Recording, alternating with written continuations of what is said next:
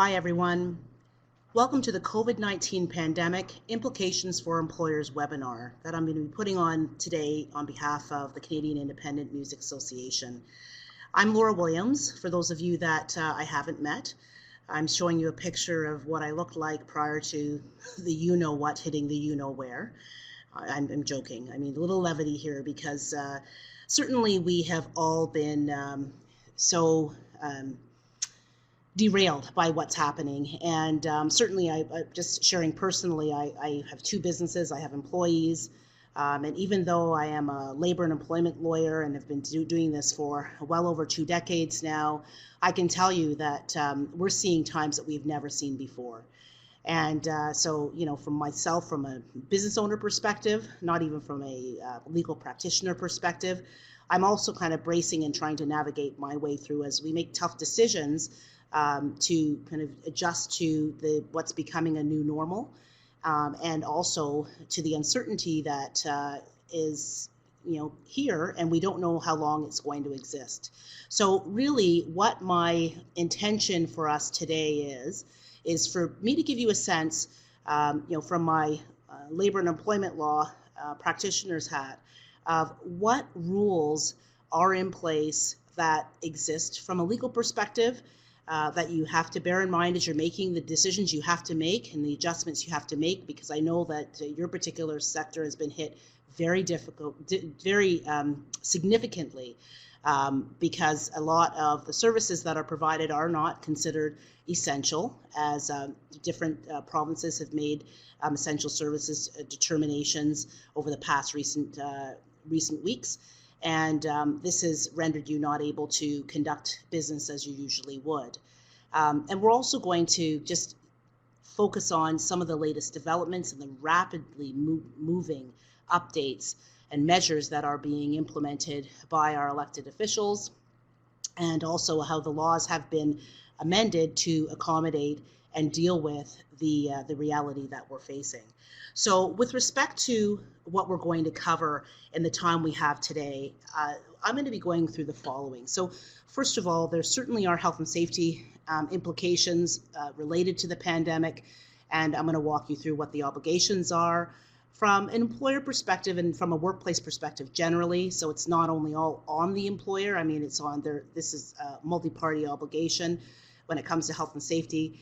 And just to give you a sense of what the implications are there, we're going to look at the employee leave entitlements. A number of provincial jurisdictions have created new leaves to respond to the pandemic and its realities and its impact. We'll talk about employment insurance and the various government assistance measures that have been put in place. For many of us, we've had to face the reality of layoffs, and have never dealt with that before. There are legal implications to laying employees off in certain circumstances. I'll cover that. And we'll also talk about workers' comp entitlements briefly, as well as human rights and harassment issues that are arising, I can tell you, from the numerous issues we've been supporting employers on.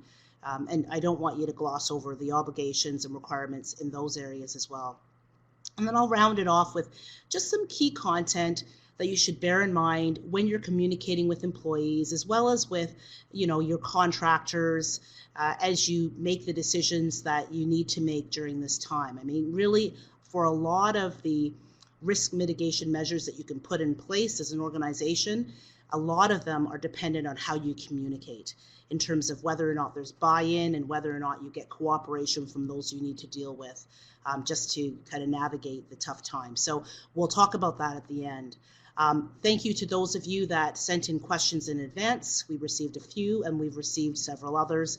I will have time at the end where I'm going to go through the questions that have come in, and certainly there's a Q&A box that it should be visible to you on your screens.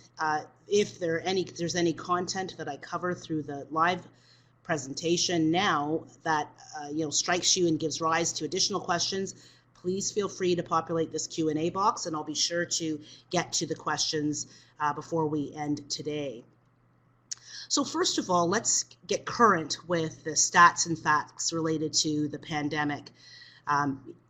As many of you know, really entered our kind of new reality when the World Health Organization declared COVID-19 a pandemic over going on, about 3 weeks ago. From that point, that's when we had a lot of tightened measures, a lot of jurisdictions taking steps to respond to the pandemic, and in particular, declaring states of emergency and taking other measures that have really altered the way not only that we work, but the way we live. With respect to the where we are now in terms of the number of cases, as of this morning at 11 a.m., there's been 18,433 cases of COVID-19 confirmed in Canada and 401 related deaths. As I mentioned, we are in various levels and degrees of states of emergency across the country, and what we have been tuning into daily, I know most all of us, are the announcements from our elected officials, the Prime Minister, as well as the premiers across the country. They're discussing certain measures, including financial relief measures that have been put in place to assist individuals and organizations, and we're going to be covering a number of them today. We also know that non-essential travel is a no-go any longer, and that there has been repeated and escalated warnings to Canadians to stay home. And you know that the government has also been leveraging the emergency response system, and we are getting reminded constantly that we need to stay home to the extent possible. Provincial governments have restricted the size of public gatherings. There were kind of early restrictions that were put in place that have been further restricted. For example, I'm in Ontario, and from an Ontario perspective, about 2 weeks ago, it was permissible to have gatherings of up to 50 people. It's been reduced to 5, with certain exceptions, including funerals, which, if somebody passes, the most you can have gather for funeral purposes are 10 people. So we are really in just peculiar times that who could have ever thought. We're seeing also kind of very regularly and routinely that legislation is being amended to address circumstances. We're going to cover a lot of the legislative amendments that impact leaves and layoffs to a certain extent today across the country. Again, this is a situation where you have to tap in daily to see what is the latest thing that's come down to help us manage through a time that we haven't seen before. Across the country, courts, boards, and tribunals have closed. There aren't hearings or trials being heard right now, except for in certain exceptional and essential circumstances where things must move forward. And many provinces have mandated the closure of all non-essential workplaces.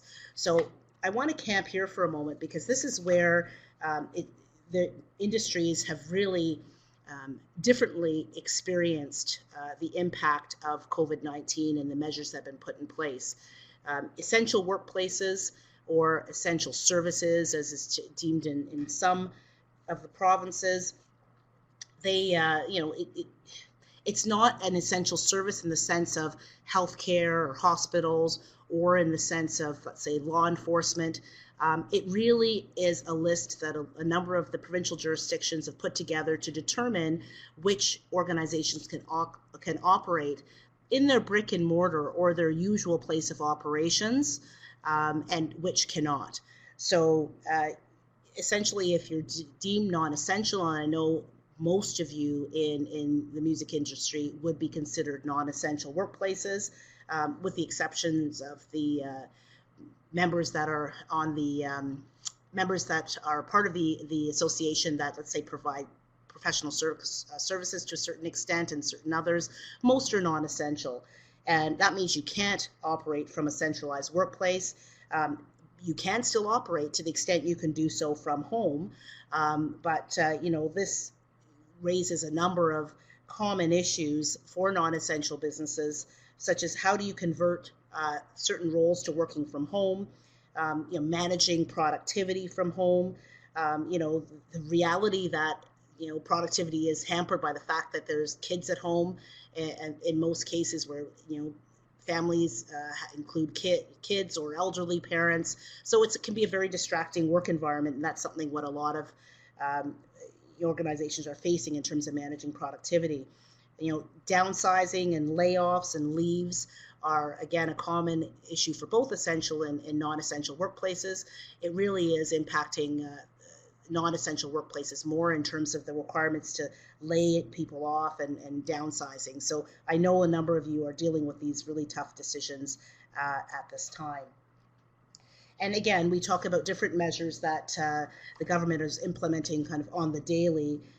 We heard this morning from the PM about certain new measures and kind of where the government is in considering certain in groups of individuals that may be impacted that they haven't figured out a solution for. So one of the things that the government has committed to doing, as per the PM's announcement this morning at around 11, is that it's going to keep listening and adjusting for the economy to survive, and that it's going to ensure that it's going to continue to implement measures for businesses to keep employing employees and to keep working. There's certain, as I mentioned, groups that they don't have solutions for, such as gig workers, people who provide home care, people who work fewer than 10 hours per week. And I mean, the government said they're still working on looking into how they can be provided support. There will be additional measures to help seniors. And so there's a number of things that the government is still working on. They don't have full answers for. And even with respect to some of the measures that have been put in place, we're still hearing that they're ironing out details, such as this Canada Emergency Wage Subsidy, which we're going to hear from the Finance Minister at 1:30 with kind of further illuminate how this measure is going to work and to help business. So I just mention all of this. We're dealing with a very dynamic environment. There's not any real silver bullet answers to certain of the questions that we all have right now. But again, what we're going to do is, in moving through the content, it's going to give you a good sense of where we are in certain key areas of the law, starting out with health and safety. So health and safety has very significant implications in our kind of pandemic reality. Simply because for those organizations, particularly that may still be working on a limited basis, those that are declared essential, organizations have to ensure that they're taking measures to provide for and protect the safety of their employees. And a lot of employees and workers and contractors are concerned about conducting business or providing services in the manner that they used to the extent that they're fearful of contracting the illness. And a lot of them are right now experiencing across the board, as a result of the fear and anxiety, very significant mental health issues. And what we're seeing in terms of the support we're providing to employers is that a lot of employers have employees that they just are not capable of working, or they're refusing to work because of they're either fearful for their own health and safety, or they're fearful that they will contract the virus and infect or pass it on to other members in their household that may be vulnerable in their own right because they have compromised health conditions.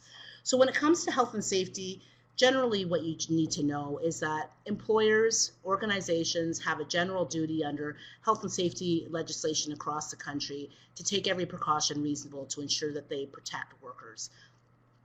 Precautions or measures that employers need to take are going to vary on a case-by-case basis, given the realities of the pandemic and some of the hygiene and physical distancing requirements that are in place. Employers have to make sure that these are adhered to and have to ensure that, to the extent they have anyone working for them at this time that's required to be either out in the public facing or in the proximity of coworkers, that they are following all of the hygiene and not only for themselves in terms of hand washing, but also hygiene of the spaces that they're occupying, and maintaining physical distancing. And that's irrespective of whether or not you're essential or non-essential. So employees also, and this is one of the key things that employers have to bear in mind, is that it's not only on the organization. Health and safety legislation across the board is founded on what's called an internal responsibility system. This means that all workplace parties have duties to ensure the health and safety of themselves and of those that they work with, so their co-workers. And this is the aspect of the health and safety regime that employers can latch onto to require employees to maintain the new standards of requirements that we have related to, again, hygiene, physical distancing, etc. But it's also what employers can latch onto to ensure that employees or contractors that they may still be dealing with approximately or maybe providing some measure of service or work, that they report if they have in any way contracted the virus, or if they have, if they feel they've contracted the virus, or if they've been diagnosed. Very important information for workplaces, obviously, to have during this time.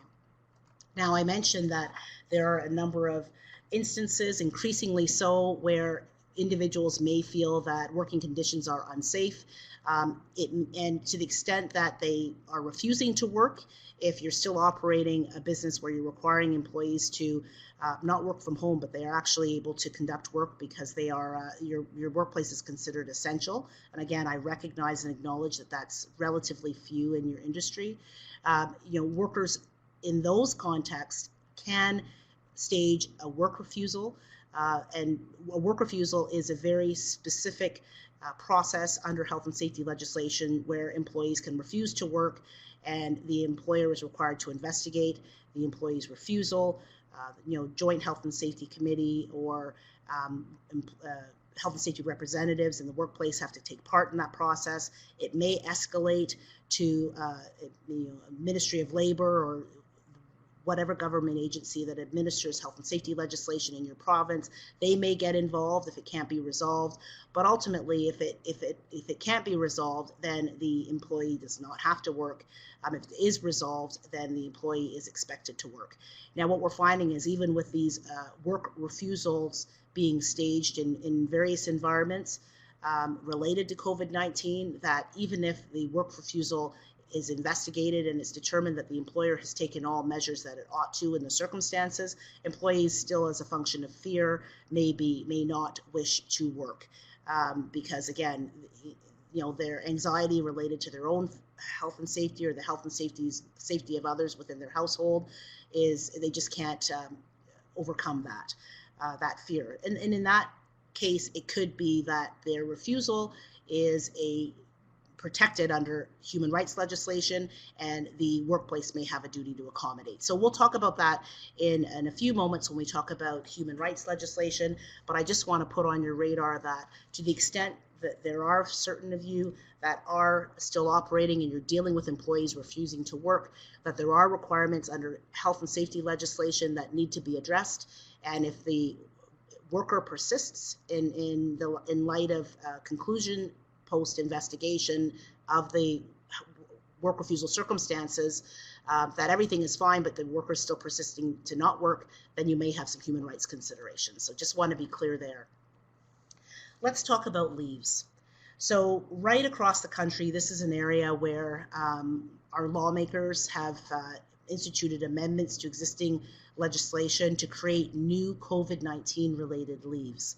And these need to be on employers' radars because when circumstances are brought forth with respect to a need for these leaves, the leaves should be granted. So again, in most of the jurisdictions that have enacted new leaves, these leaves are job protected, meaning at the end of the circumstances giving rise to the leave. So that's when we consider ourselves to be past the pandemic and employees can return to work, that employees should be resuming their pre-leave roles or comparable roles if their pre-existing role is no longer available due to the adjustments that the workplace has had to make. So just to note really quickly, going across the jurisdictions that have created COVID-19 leaves, In Alberta, you'll note that there have been changes to the Employment Standards Code, which allow full and part-time employees to take 14 days of job-protected leave if they're required to self-isolate, caring for a child or dependent adult that's required to self-isolate. And to be eligible, employees will not be required to provide a medical note. They don't need to have worked for an employer for 90 days. And the leave covers the 14-day self-isolation period recommended by Alberta's Chief Medical Officer. It can be extended if the advice of the Chief Medical Officer changes. Now, this leave, you should note, does not apply to self-employed individuals or contractors. In BC, there's another new COVID-19 related leave, and essentially this works where that an employee can take unpaid job-protected leave related to the pandemic if they're unable to work for reasons that include, and they're pretty much similar reasons across the provinces, but where they've been diagnosed with COVID-19 and are following the instructions of a medical health officer or advice of a doctor or nurse. They're in quarantine or self-isolation or acting in accordance with an order of the provincial health officer. Their employer has directed them not to work due to concern about their exposure to others. They need to provide self-care to minor children or dependent adults. So they're again similar conditions as with the Alberta legislation, but you have to bear in mind that this leave is, as with certain of the other leaves, are retroactive to January 27, 2020, which is the date that the first presumptive COVID-19 case was confirmed in BC. Now, Ontario has enacted two leaves. There's a declared emergency leave as well as an infectious disease emergency leave. Now, these two leaves are, again, distinct. The first leave, it relates to where certain orders that have been implemented as a result of the emergency circumstances and that have been made pursuant to the Emergency Management and Civil Protection Act. And this is under this legislation is where we've seen orders such as, certain workplaces being declared essential and non-essential, and it's given rise to employees needing to take leave from work. So to the extent that they're impacted by any of these types of orders, they could be eligible for that leave. And then the infectious disease emergency leave is a leave that employees are entitled to where the government designates an infectious disease by regulation, which COVID-19 has been. And to qualify, the employee is eligible where they are under medical investigation, supervision, or treatment. The employee is subject to an order of a medical officer or health or court order. The employee is in quarantine or isolation or subject to a control measure, including self-isolation that's undertaken because of information or directions issued by a public health official, and there's some other conditions there, where the employer directs the employee to stay home because of concerns that the employee might expose others in the workplace. The employee is providing care to a prescribed individual, such as a minor or a dependent child or an elderly parent. The employee is directly affected by travel restrictions, and then any other reason that the government deems in the days to come, because again, this is also evolving. And finally, I'll just touch on Saskatchewan quickly. There has been a new leave that's been implemented.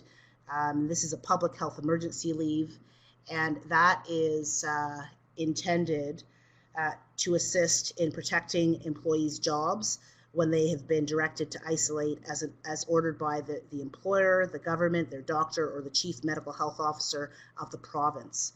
So employees who are required to isolate themselves or care for their child or family member are also eligible. So this is just a sampling. There are some others. Newfoundland, there's a communicable disease emergency leave. In the Yukon, there's also a leave that's been announced that provides 10 days sick leave paid by the government for those who must self-isolate. But again, these leaves that have been instituted, they too could be subject to change in the days to come. As we kind of evolve through this situation. And for the jurisdictions that haven't taken it upon themselves to create leaves to address the situation, stay tuned and keep plugged in, because again, this all is subject to change, and new laws are being implemented all the time to address our circumstances. Now, one area that a lot of employers are dealing with right now that maybe they're not as familiar with is navigating the employment insurance scheme through Service Canada, and also just staying up to date with the various EI and government assistance programs that are and measures that are being implemented. As I mentioned, pretty much daily we're hearing about measures as they've been evolving.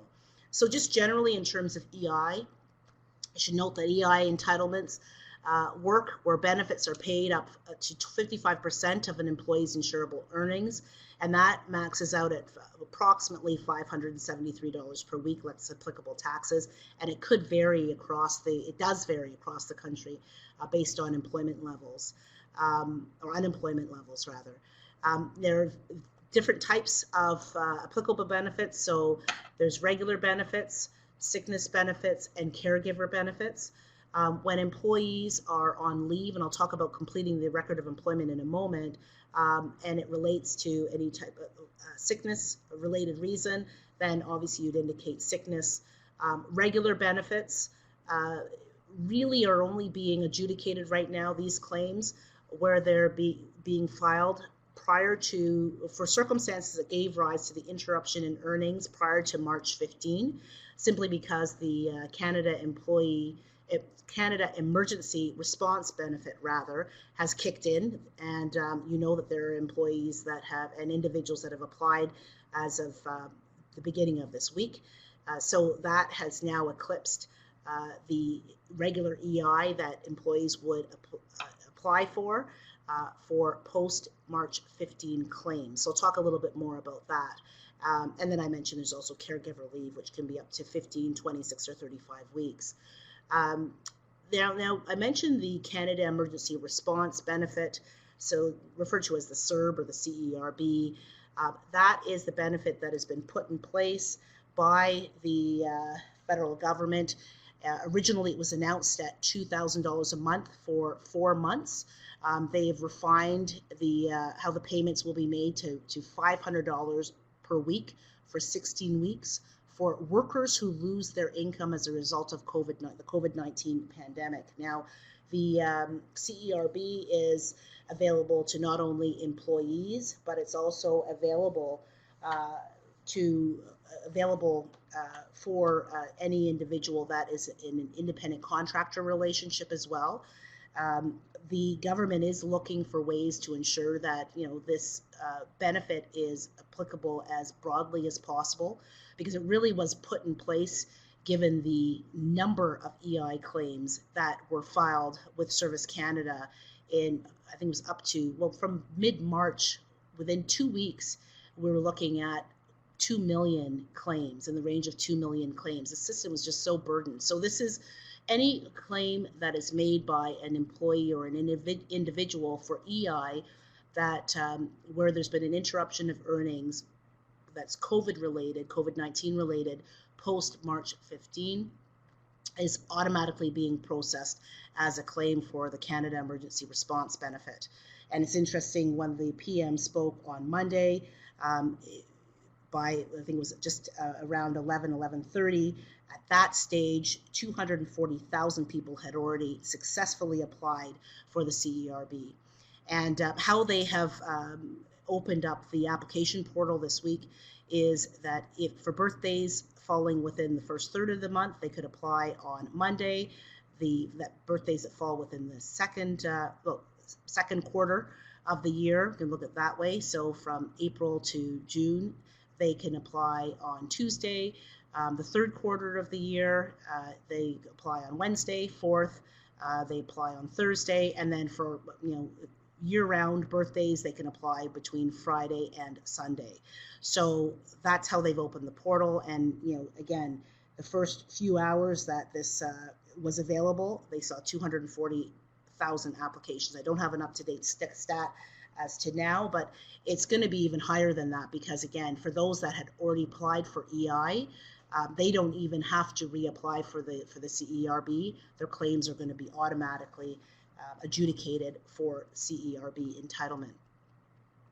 Now, when it comes to employment insurance, one of the options that a lot of employers were looking towards, where they had the means to top employees up beyond the minimums they would receive under EI was called the Supplemental Unemployment Benefits Plan. So under a sub-plan, the employer can top up the employee's benefits to a maximum of 95% of the employee's normal weekly earnings and pay the employee up to 95% of the employee's normal weekly earnings during the 1 week waiting period that would usually apply it to EI for regular claims as well as for caregiver claims. It doesn't apply for sickness claims right now because that 1 week waiting period has been waived.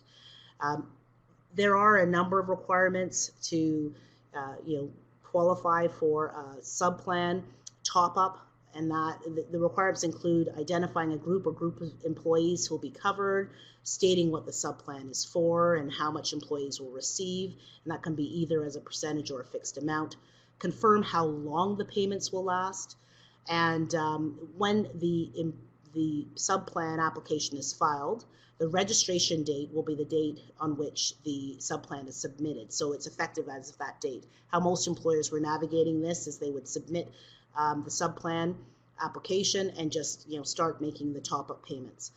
I share the sub-plan as an option to you. A reality for most employers is this has kind of been shelved for now because most applications will be processed, as I mentioned, under the Canada Emergency Response Benefit, and you can't top that up.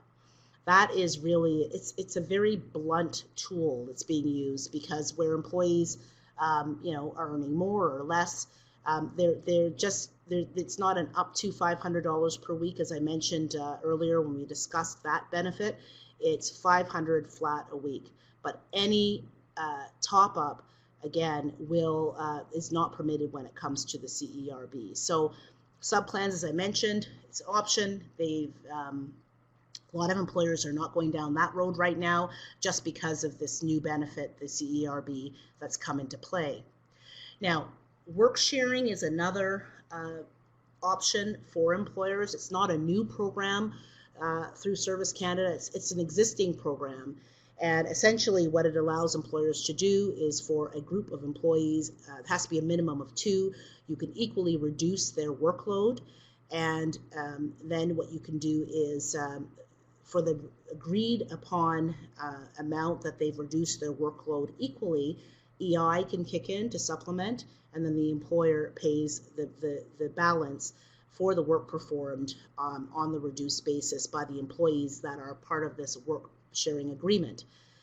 It's a 3-party agreement and involves employers, employees, and Service Canada, and it really is designed to help eligible employers and employees avoid layoffs where there's a temporary reduction in the normal level of business activity beyond the employer's control. And the reduction has to be of 10% or more. The one thing that has been good about the work sharing program, because originally when we were talking about this as one of the options that employers have to address the kind of financial constraints that are resulting from COVID-19, is it was impractical because originally when employers filed for work sharing program eligibility, the plan that they submitted could only be implemented 30 days after the application was made. So there's been a number of adjustments that the federal government has made to assist employers during COVID-19, and that includes reducing the waiting time between when the application must be submitted and when work sharing can begin from 30 to 10 days. So now we're dealing with a much more practical option. Removing the requirement to submit the recovery plan. This used to be a very detailed requirement of how you're going to recover and stabilize and restore operations to your normal operating levels. Now it's just one line on the application, and most notably increasing the maximum duration for work sharing, the work sharing arrangement from 38 weeks to 76 weeks. So that's huge because now we've got a longer period of time, also signaling the fact that there is an anticipation that this is going to persist longer than any of us would like. So there's a number of projections, in terms of how long the pandemic will be in play or will be around. And I I'm trying not to focus on the longer term projections, but certainly there's going to be several more weeks that we'll be dealing with this kind of new world reality. One of the measures that the government has recently introduced that is really the most aggressive one to assist organizations in avoiding layoffs is the Canada Emergency Wage Subsidy. So the Canada Emergency Wage Subsidy involves, originally they said, businesses that have experienced a 30% or more reduction in revenue would be eligible for the government to provide a subsidy which would cover up to 75% of wages to a maximum of $847 per week. Because a lot of businesses and employers were pushing back and essentially saying, look, there's going to be a huge problem with demonstrating that there's a drop in revenue in March 2020 as originally required to compare with March 2019, because the financial impact may not have fully set on the business. They've now reduced that. And we're still at draft legislation format, so it could still change. But now what's being said is that you need to demonstrate a 15% drop in March 2020. And what's being permitted is that businesses, instead of comparing the March revenues to 2020 revenues to March 2019 revenues, they could choose to use January and February as reference points to show the drop in revenue. So the government is loosening up some of the requirements, and even with respect to charities and nonprofits. Essentially what's been announced this morning by the PM is that they'll have the choice to include or exclude government funding when calculating revenues. And so, you know, there has been increasing modifications to this intended subsidy, and the government's main point and thrust is to ensure that this can be as widely applicable as possible, taking into consideration how hard hit so many industries are by the pandemic. One of the things that the government has cautioned employers about is, look, this is based on an honor system. The way it's structured right now is that you know, the government would cover up to 75% of wages. However, the government is saying they expect employers to do their best to pay the additional 25% to keep wages intact for employees that are impacted by the pandemic circumstances. The government has also really cautioned employers that, listen, don't be thinking about taking advantage of the system, and if you're caught, then there will be significant penalties. But those penalties haven't been announced at all. But with that, who knows, they could be announced at 1:30 today, because further details on the Canada Emergency Wage Subsidy will be announced by Morneau at 1:30 p.m. So, you know, we have to stay tuned to see what will come down the pike further. But this really is a very significant subsidy that will assist employers across industries, and it is, again, expected to apply as broadly as possible, just to make sure that organizations can continue to be viable as long as possible. For those organizations that don't qualify for the Canada Emergency Wage Subsidy, there is still the temporary wage subsidy, which was announced a couple weeks ago, that's still in play for eligible small businesses. And it's a 3-month subsidy, and how it works is 10% of the remuneration paid from March 18th, 2020 to June 19, 2020 is and up to $1,375 per eligible employee, and a maximum of $25,000 total for the employer. So that's how the subsidy works. You know, employers calculate their own subsidies, and it's based on the total employees employed at the time during the 3-month period that I mentioned, and it reduces taxes, but not Canada Pension Plan or employment insurance remittances. But the other taxes are reduced accordingly. Now, you should note any benefit received would reduce the amount the employer could claim under the Canada Emergency Wage Subsidy. So for those employers that are eligible for the Canada Emergency Wage Subsidy, you should do your best perhaps to hold off to see if you can receive that funding before applying for the temporary wage subsidy. As again, the Canada Emergency Wage Subsidy is much more liberal. So those are the two subsidies in particular that have come down the pike that really can help us, and for those businesses that are significantly impacted. And again, these subsidies have been introduced for the purposes of trying to keep businesses as viable and the complement of employees maintained to avoid layoffs. But there have been industries and there have been individuals that have been impacted so significantly that layoffs have been inevitable. And so there are layoff rules across jurisdictions that are that are available for employers who need to temporarily lay off employees. And it's important to emphasize that really what a layoff is intended for is to lay off employees where employers have cash flow issues, where they can't meet payroll, where there might be circumstances where business volume has declined so significantly. And I know for your industry, for example, the cancellation of events is just devastated a lot of you from an operations perspective. Things will change, so there will be upticks, and we will have times when all of these events will be back on, and so layoffs allow organizations to temporarily stand down their employees without paying them, and I'm going to just asterisk that because there's some caveats for certain jurisdictions, but and then the idea is to recall them within certain periods. Now, what you should know about layoffs that's really important is employers generally don't have an automatic right to lay employees off in non-unionized environments.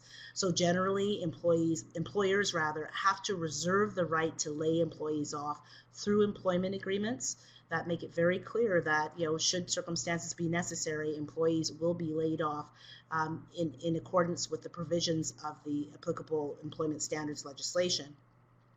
If employers don't have these provisions that reserve their right to lay off, and this is such a little known fact, then the employer could be faced with constructive dismissal allegations. So employees saying, look, you changed the terms and conditions unilaterally, and you owe me my termination entitlements as a result. Now, the fact that employers have to reserve the right to lay off through employment agreements is also a little known fact for a lot of employees. However, there have been a number of employment lawyers that are employee side advocates who have been on TV, on the radio. They've been published in various media sources, essentially alerting employees to the fact that employers may not have the right to lay off. So it might be the case that employees at some point challenge employers' decisions to lay off. Remember, right now the courts are closed. They're not hearing any claims. They may be accepting filings in certain cases, like statements of claim, but there could be a surge in litigation related to constructive dismissal allegations. I will say that it's unfortunate because right now we're in, again, uncharted waters. Everybody's using the word unprecedented for the times we're in. And, employers, this is a time where employers need to access those provisions that are in legislation that really are designed for times like these. So it would be an unfortunate outcome if there's a surge in litigation. I do believe that our lawmakers are going to have to address the exposure employers have that haven't reserved rights to lay off in an employment agreement in non-unionized settings, because employers and organizations are already, many of them, devastated financially. So to then be facing litigation could be really the tipping point, right, for a lot of them. So either preemptively through legislation or through a challenge by an employee of an employer that perhaps was mandated to close. So the circumstances were beyond the employer's control. That may give rise to laws that will make it clearer that employers, may have the right to lay off even when they haven't reserved. But I tell you this because it is a risk to employers that haven't reserve the right to lay off through employment agreements. And so I just want you to know that even if you do proceed with layoffs, and so, essentially advising employees that they're laid off until you're able to recall them again, that, you're taking an informed risk, and there could be consequences. I'm hoping this will all be avoided. So typically under legislation, there are various restrictions to the periods of time within which employers can lay employees off. So, if it's, let's say, a period of, I'll use Ontario as an example, it's 13 weeks within a 20-week period, or there's a longer layoff period of 35 weeks in a 52-week period. And you can only avail yourself as an organization to the longer layoff period where you provide certain payments to the employees, such as, let's say, if you were making top-ups to their EI, or if you continue group benefits, then these payments entitle you to have a longer layoff period. Under most legislation where across jurisdictions where you have restrictions on layoff time periods, once you hit that time frame, the outside, so again, using Ontario for the shorter period, once you exceed 13 weeks in the 20-week period, that layoff automatically converts to a termination. So it becomes a deemed termination, and the employee becomes entitled to termination notice as a result. What I have to put on your radar is that increasingly the provinces are taking steps and implementing measures to essentially do away with some of the deadlines that are in place. So, for example, Alberta, Manitoba, and New Brunswick have dealt with the constrictions within which the employers can lay employees off, taking into account the fact that the duration of the pandemic is unknown. So we're seeing these measures being taken to kind of add some flexibility, more flexibility for employers. And then there are other jurisdictions where there is a stipulation that layoffs may exceed whatever the prescribed time period is, where there are conditions beyond the foreseeable control of the employer. So I don't, from the interest of time perspective, I can't get into every jurisdiction's requirements, but I will say if you are implementing layoffs, make sure you're well aware of the period within which you can lay off. Also, ensure that you get advice and direction so that you know specifically how long the layoff can last, or you're updated as to whether or not the layoff can be for an indefinite period, given the measures that have been put in place to deal with the COVID-19 circumstances. Now, quick point with completing the record of employment. Service Canada has issued a document that just to give guidance on completing the record of employment, and they have specific guidelines that relate to our COVID-19 circumstances. These guidelines are available through canada.ca. I encourage you to review. Really quickly, if an employee is sick or quarantined, you should use code D for illness or injury. If an employee is no longer working due to a shortage of work because the business is closed or decreased operations due to COVID-19, you should use code A. If the employee refuses to come to work but is not sick or quarantined, you should use code E or code N, leave of absence, as appropriate. Now we say as appropriate because code E, quit, that could be that could cause issues for the employer. Again, taking into consideration an example such as where an employee is refusing to come into work because they are fearful of contracting COVID-19, and that fear constitutes a mental health condition which falls within the definition of disability that's protected by human rights legislation, in which case that employee could not be sanctioned by deeming their refusal a quit, because in most jurisdictions, employers have a duty to accommodate. So you want to be very careful in those circumstances, but again, a refusal to come to work could be a quit. In most cases, COVID-19 related, it would be a leave of absence, and again, you've got to determine as appropriate. Workers' comp, I'm just going to mention some very quick things about workers' compensation entitlements during COVID-19.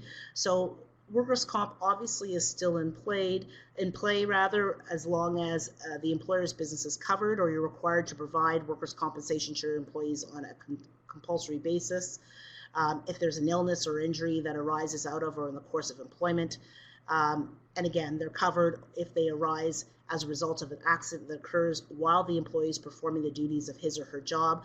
Very notable, because workers' comp could be in play in most jurisdictions where the employee is working at home as a result of COVID-19, and you should have that in mind in the event that you hear of a home-based employee that suffers an injury or illness when performing their responsibilities. You should make inquiries, and if there's a reporting obligation, you need to meet, as a result of this being determined work-related, you'd need to meet that reporting obligation to your workers' compensation board. One of the things that's come up as an issue that we've been dealing with is where certain employees are claiming they've contracted COVID-19 in the course of performing work. This probably has relatively little relevance to the group of you that I'm speaking to now, but you should note that COVID-19 related exposures could qualify and be compensable under workers' compensation schemes. So if this in any way impacts any of you that are on this webinar, you really, again, shouldn't gloss over any employee that's making this type of claim and ensure that you meet your reporting obligations accordingly. Again, so I can get to the questions, I'm going to quickly go through some of the conduct considerations and other human rights considerations. One of the things that has been prevalent in certain workplaces amidst all that employers have had to deal with is the fact that certain employees, just by virtue of the fear and anxiety that they're experiencing, are not exhibiting the best behaviors. And where there's been some issues in particular is related to the fact that we know that the coronavirus was originally communicated as having originated in China, and then there were other countries in Europe that were declared to be the epicenter for the virus. And in this respect, some employees became fearful of any coworkers or peers that they, or clients or individuals that they're required to deal with in the context of performing their responsibilities, and have exhibited discriminatory behaviors towards them as a result of their place of origin, and have shunned them or even sometimes made some inappropriate jokes. Just know as an organization that you should be reiterating conduct expectations. In no way should you tolerate any of these behaviors, because if you tolerate them or if you don't act, and it could be, you're not responding because you're distracted with so many other priorities, but you should consider it a priority, because to the extent that you don't respond, you as an organization could be complicit in the behavior that could constitute discrimination, and that's the last thing that you need in addition to everything else that you're dealing with. So again, zero tolerance for inappropriate and discriminatory behaviors. Anything that could connect to any of the grounds that are under human rights legislation that are protected, including place of origin, race, ethnicity. You've got to make sure any behaviors that are offensive and that relate to these grounds could give rise to legal exposures, and you have to take action. I've already spoken about the duty to accommodate and how it comes into play, particularly where you may have employees that are fearful of performing any work.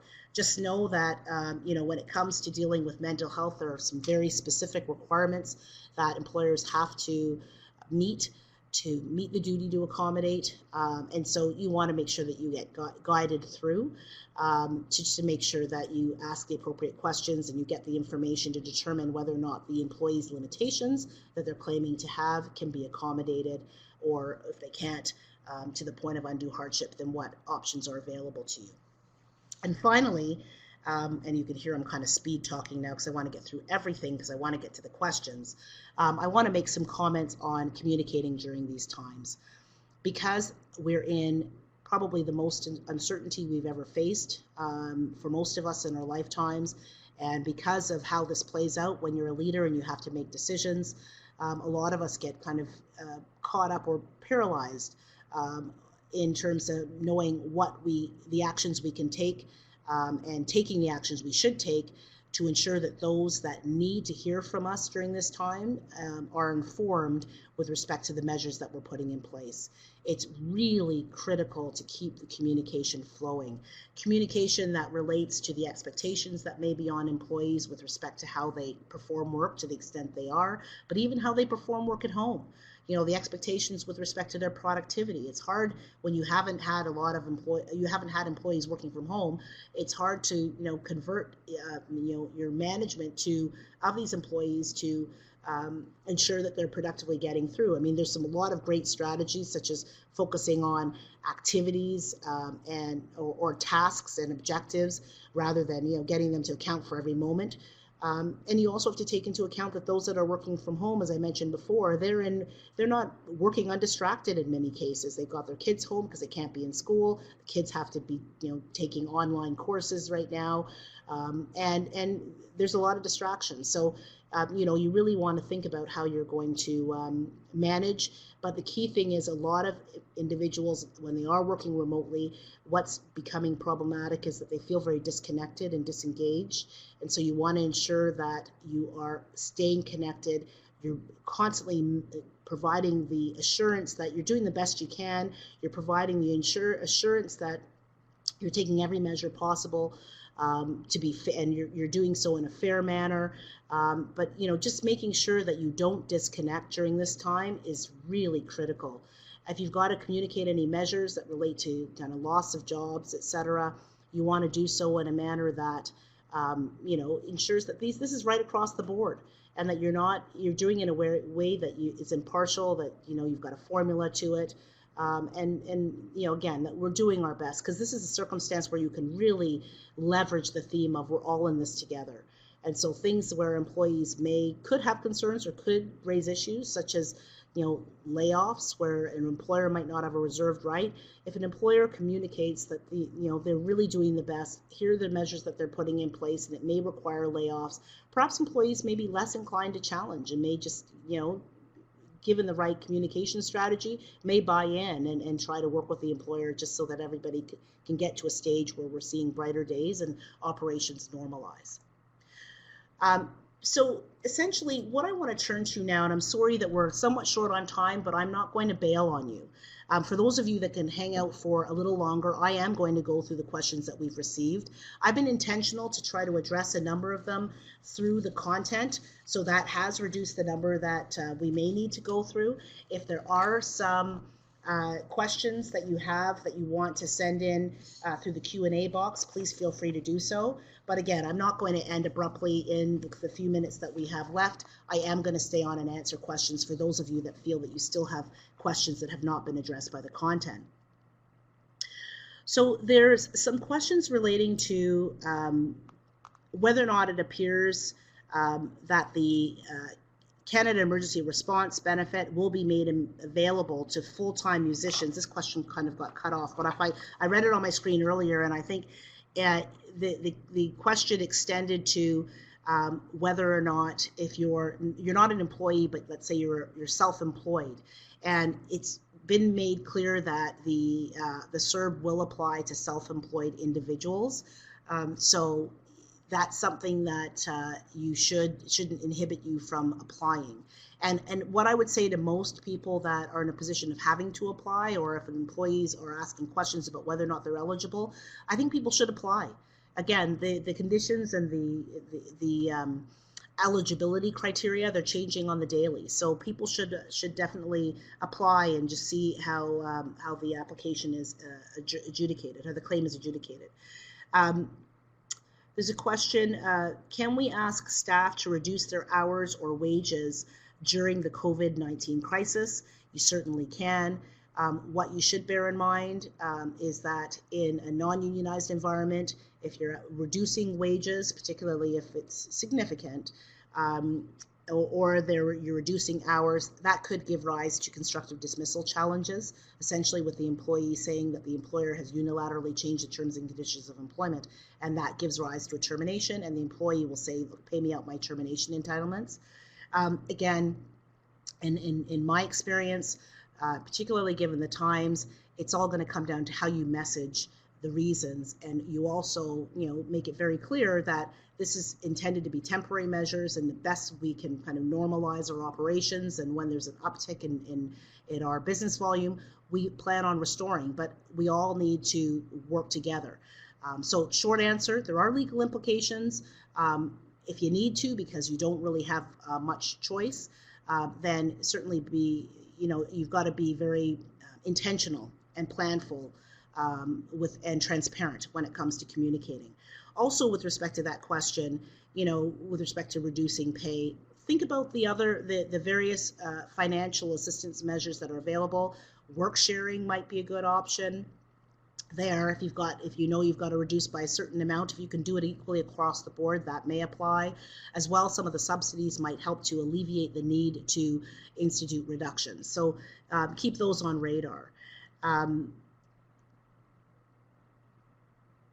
Extensions to temporary layoffs, is this allowed? So I mentioned in most all jurisdictions there are stipulated durations through which an employee can be laid off. So there are limitations to the amount of time. However, as I shared earlier, really check in with the jurisdiction you're in to see whether or not there's been any adjustments made to account for the fact that we don't know how long the pandemic is going to occur, and so there could be conditions where you may be able to go beyond the period of layoff that's set out under legislation, and it could very well be that it won't automatically be deemed a termination. So it is possible, and our governments in various provinces are addressing temporary layoff periods.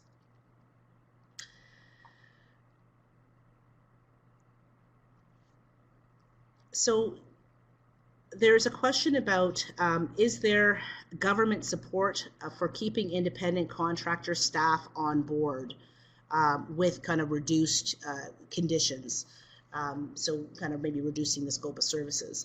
So again, independent contractors, they can apply for the Canada Emergency Response Benefit.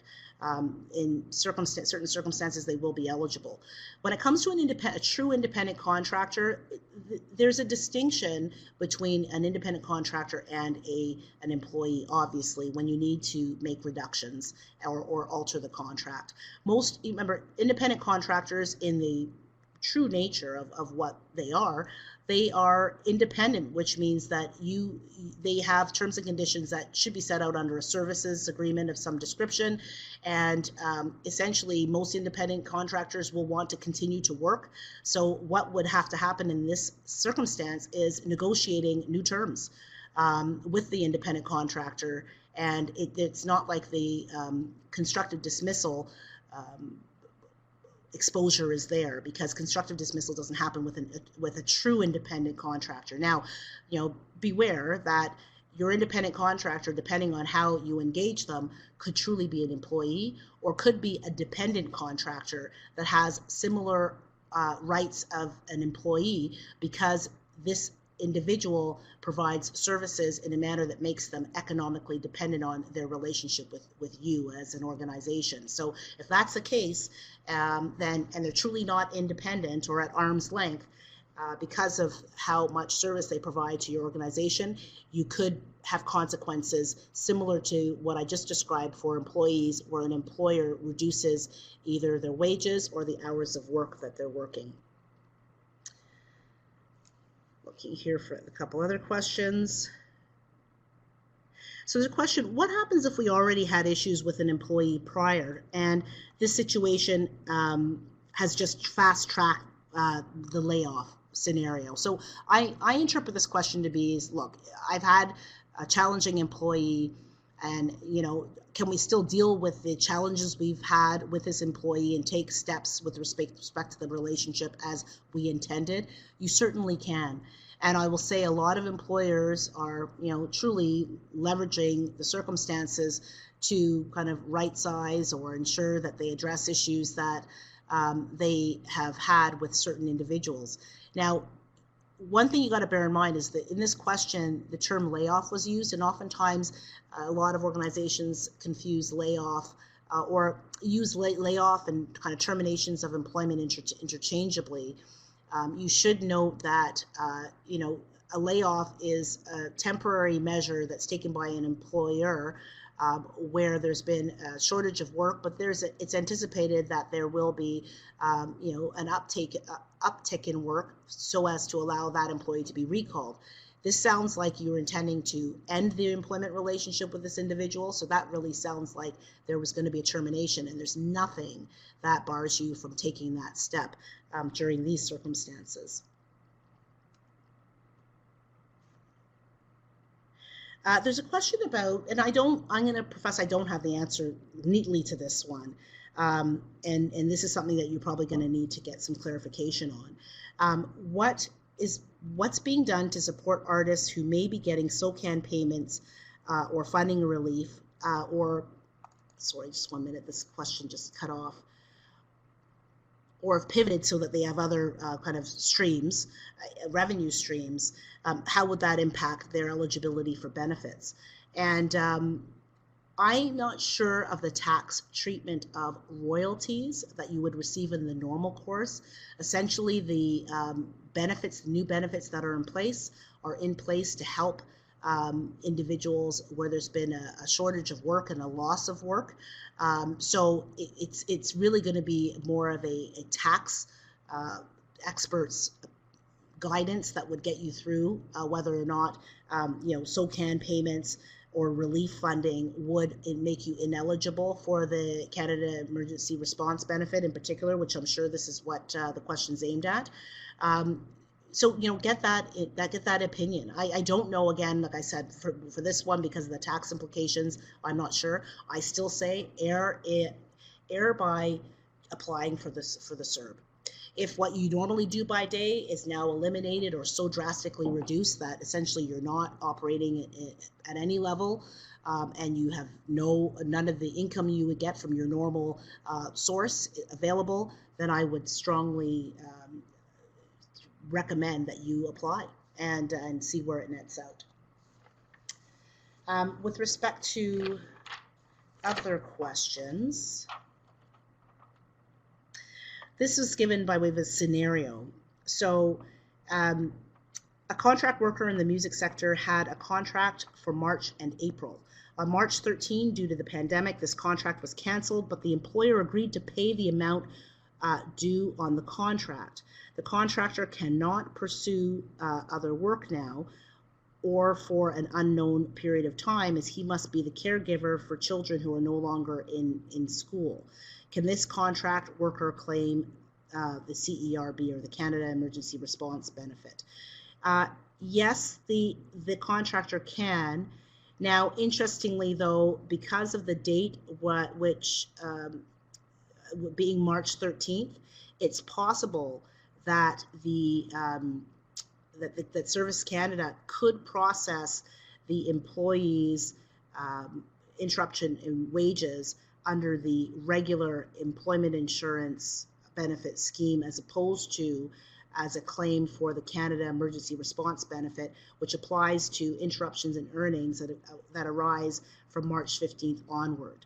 So that may or may not be the case, but certainly it could be that the employee is entitled. Now, when you say contract worker, I'm taking it that it's a contract worker that's an employee.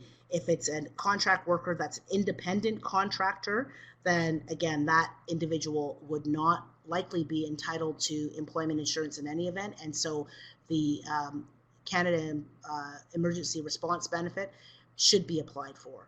And that individual to determine whether or not they're eligible. I can't necessarily give you, again, the silver bullet answer as to whether or not they would receive the benefit, but that's their best case. So I'm just going to scan. I think there are a couple of questions that have come in through the Q&A box.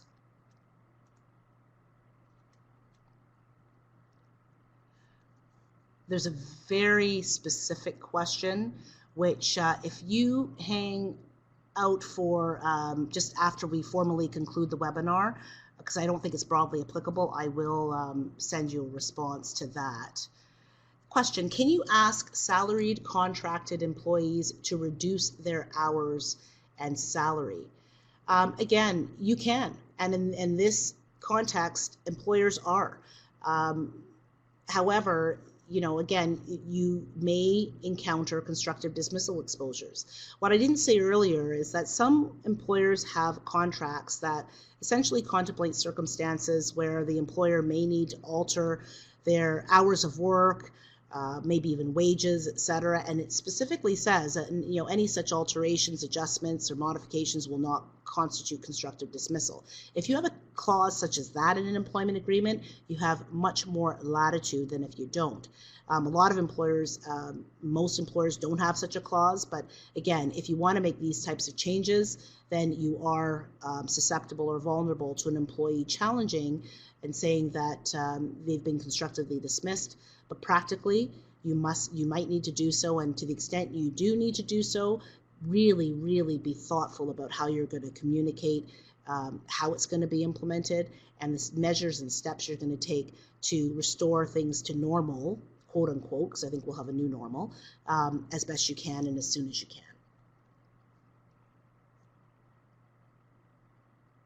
Just scanning some of the questions to make sure I've covered them all, and I believe I have, those that have come in. So with that, I want to thank you, and also thank you for your time, but also for indulging me in the extra minutes to spend with you, just to make sure I could go through a lot of the burning questions that many of you have. What I do want to share with you as well, for those of you that are still on the line, that our firm has prepared a COVID-19 resource center that can be accessed through our website. Why I'm telling you about this is because over the past 3 weeks or so, our firm and the lawyers, and we, in particular our team, we have fielded thousands of questions. And what we've done is we've just consolidated the questions into a number of FAQ videos and blogs that hit on the key themes and latest developments, just so you can stay up to date. We update it daily, and to make sure that everything that has come down by way of government measures, amendments to legislation, and other material, links to key government sites, all of the things that are evolving, that it's in a centralized place and from a trusted source. So to the extent that you still have unanswered questions, check out this resource. We will be providing the slides as well, just so you can have that as a reference point. And just during this hard time, again, I want to thank you for taking the time to spend to go through the content that we've covered, for your thoughtful questions.